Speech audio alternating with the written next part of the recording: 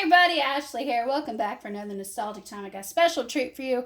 Tonight I got two versions of the Operation game. I got an original from 1965 and of course a 1994 edition, the one that I grew up with at Christmas when I was a little kid. I enjoyed this game truly, of course. It was always interesting of just seeing the bulb go off and hoping that you didn't make it go off. Now, the only real differences I saw between the two editions is the one from the 60s had the instructions on the inside of the lid, which a lot of games from the 60s tend to do. The one from the 90s had paper copy, of course, and that was really about it, besides also where they were made. The one that was from 1965 was made in the USA, I think it was Massachusetts, and of course the one that was in the 90s, and of course several editions later above, were primarily made over in Hong Kong and China.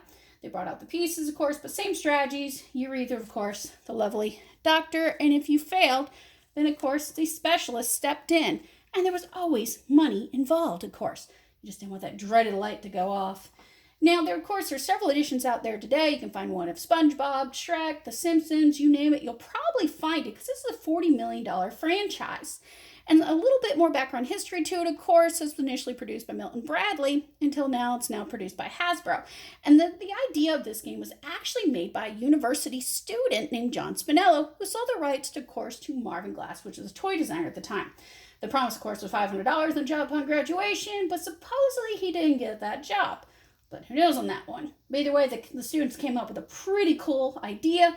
The concept was simple, of course, although I wonder if the metal was more dangerous back then. It's just one of those things you want to watch out for. And of course, it did the rubber band one that we all hated.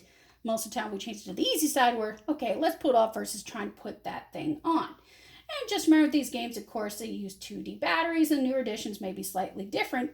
And some of the newer editions as well don't use the light bulb anymore and actually use a speaker to tell you if you're out.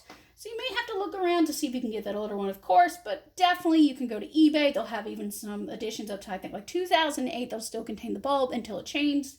So you'll get to have fun with that, of course. But check out all the editions and give you a quick little demonstration, of course. We're going to be the doctor for $500. We're going to move that butterfly. See if we can do this here very, very carefully. Okay. Of course, I set it off. But as you can see here, that was your little butterfly. And again, so let's try. And of course, I sucked at that. Wishbone. Whew. See if I can make that $1,200. Try to do this from an angle without pulling myself out of the chair completely. Oh gosh, and my handshake. It's a part of the older age. But I bet I can get that wishbone. Yes. I feel good. I can still get the wishbone. What do you know?